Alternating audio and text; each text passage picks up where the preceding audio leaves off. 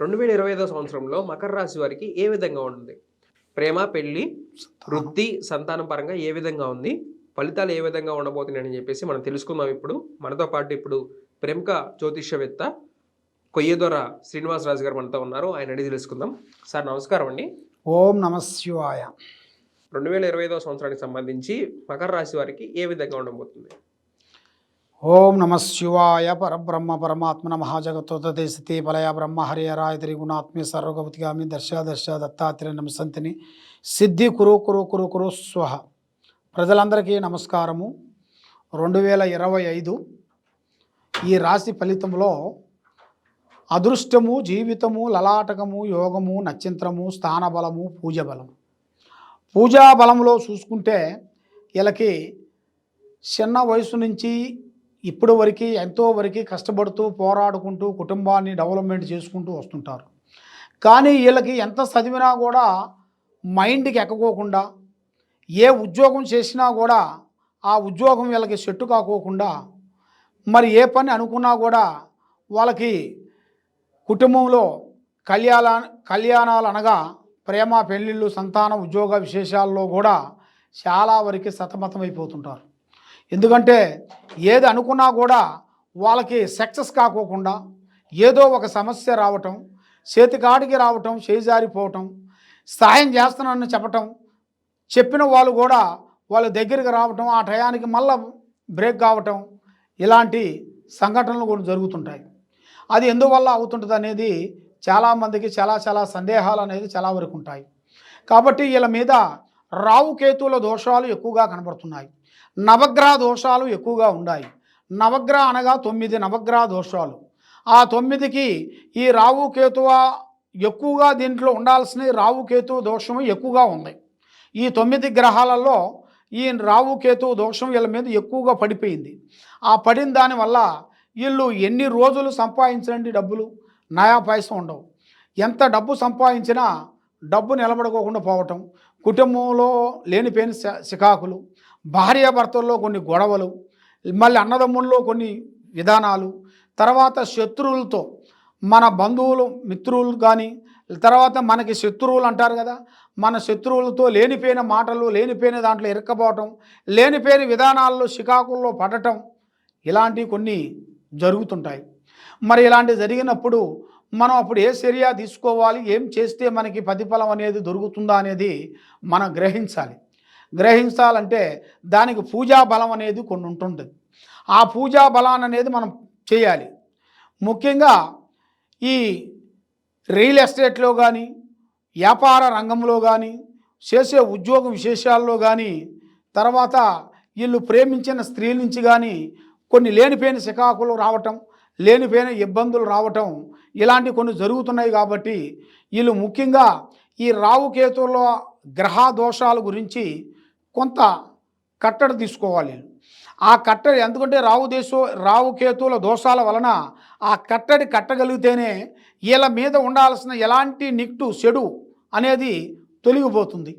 వీళ్ళు ఏ పని అనుకున్నా విజయంగా సాధిస్తారు. కాబట్టి అది ఎలా చేయాలి ఏమిటా అనేది చాలామందికి చాలా సందేహాలు ఉన్నాయి. కాబట్టి ఈ రాశి వాళ్ళకి మెయిన్గా నవగ్రహాలు అనగా 9 నవగ్రహాలు, ఆ నవగ్రహాలు చుట్టూ శనివారం 9 వారాలు తిరగాలి. 9 ప్రదర్శనలు చేయాలి.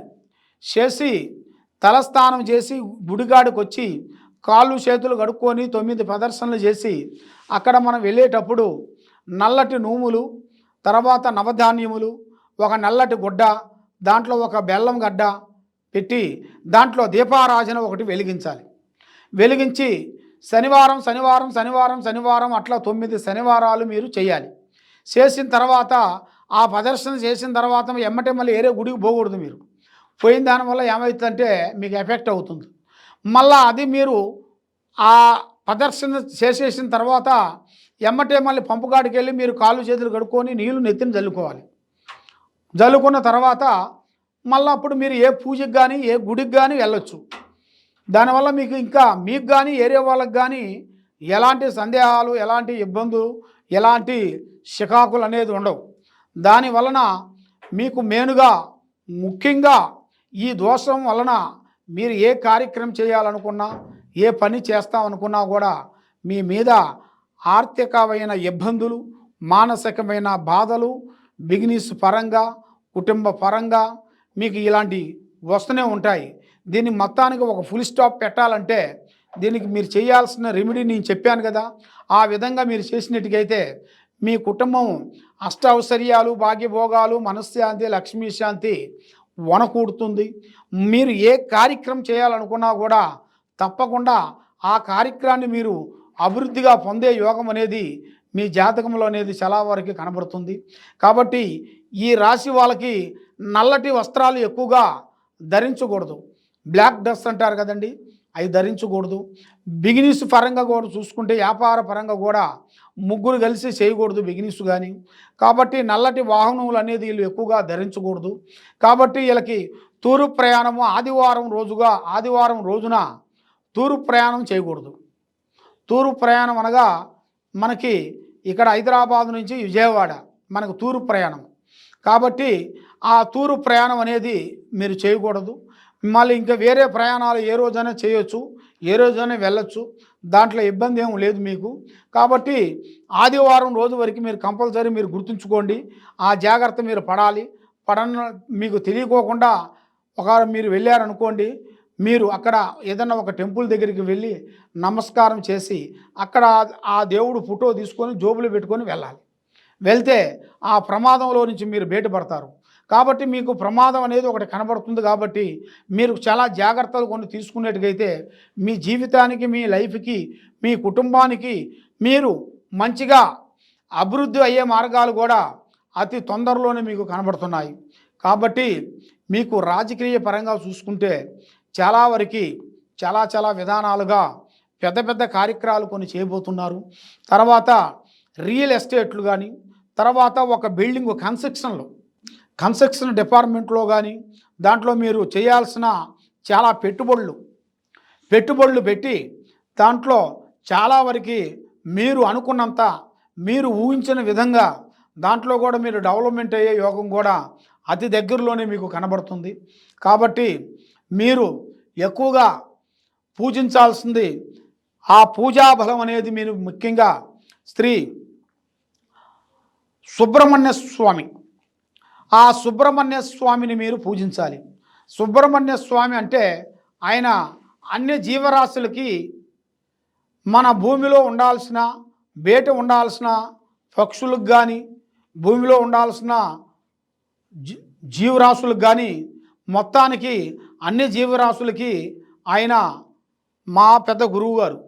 కాబట్టి ఆ స్వామి మీరు పూజా కార్యక్రమం మీరు చేసినట్టుగైతే, సుబ్రహ్మణ్య స్వామి పూజ చేసి ఆయన ఆరాధన మీరు చేసినట్టుగైతే మీ మీద ఉండాల్సిన ఆ నాగదోషం లాంటిది, నీ మీద కాలసర్ప దోషం లాంటిది, మీ మీద ఉండాల్సిన చెడు దోషం లాంటిది, అవి ఎలాంటి దోషాలు ఉన్నా కూడా పటాపంచలైపోయి మీకు మైండ్ బాగుండి, మనసు బాగుండి, లక్ష్మి నిలబడి చేసే కార్యక్రమాలు ముందుకొచ్చి ఏ పని అనుకున్నా కూడా తప్పకుండా అభివృద్ధిగా వచ్చే మార్గాలు మీకు కనబడుతున్నాయి.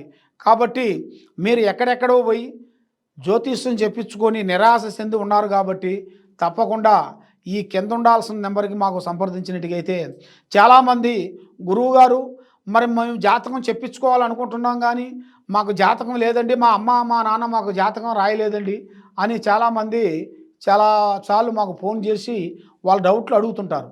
ఎందువల్ల అంటే ముఖ్యంగా మన పేరు, మన పుట్టిన సంవత్సరం పేరు ఆ సమయం మాకు తెలియదు. కాబట్టి మీ పేరు, వయసు ఆ రెండు మాకు చెబితే మీ మీద ఏమి జరుగుతుంది, మీ ఇంట్లో ఏమి జరుగుతుంది, మరి మీ మీద ఎవరెవరు పూజలు చేశారు, ఎందుకు సమస్య అవుతుంది మీకు, ఎందుకు మీకు చేతిగాడుకు వచ్చి కొన్ని పనులు చేజారిపోతున్నాయి అనేది దాని గురించి నేను మొత్తం అన్నీ చూసి ఏ సమస్య అయినా కూడా ఆ సమస్యకి ఏ కారణానికి ఏ పూజ చేయాలి, ఏ శాంతం చేయాలనేది నేను చూసి అన్ని విషయాలు మీకు చెప్పగలుగుతాను. సర్వో జనా సుఖినో భవంతు. ఓకే, చూశారు కదండి 2025 సంవత్సరానికి సంబంధించి మకర రాశి వారికి ఏ విధంగా ఉంటుందో మనం అయితే చూసాము. గురువుగారు చాలా చెప్పారు మీ గురించి, ఏదైనా దోష పరిహారాలు కూడా చెప్పడం జరిగింది. మీకు ఏదైనా దోషం ఉంటే కూడా మెయిన్గా సుబ్రహ్మణ్యేశ్వర స్వామిని ఆరాధించమని చెప్పేసి చెప్పడం జరిగింది. సుబ్రహ్మణ్యేశ్వర స్వామికి ఆర్తితో ఒక నమస్కారం పెట్టినా చాలు, ఆయన పరవశిస్తాడు. ఇంకా ఏదైనా సమస్యలు కానివ్వండి, ఇంకా ఏదైనా దోషాల్లాగా మీకు అనిపిస్తుంటే, ఏదో తెలియని కూడా అనిపిస్తుంటే, ఈ స్క్రీన్ మీద కనిపిస్తున్న నెంబర్కి అయితే కాల్ చేసి మీ దోషాలను అయితే నివారించుకోండి. ఇలాంటి మరిన్ని వీడియోస్ చేస్తూనే ఉంటాం. Thank you for watching.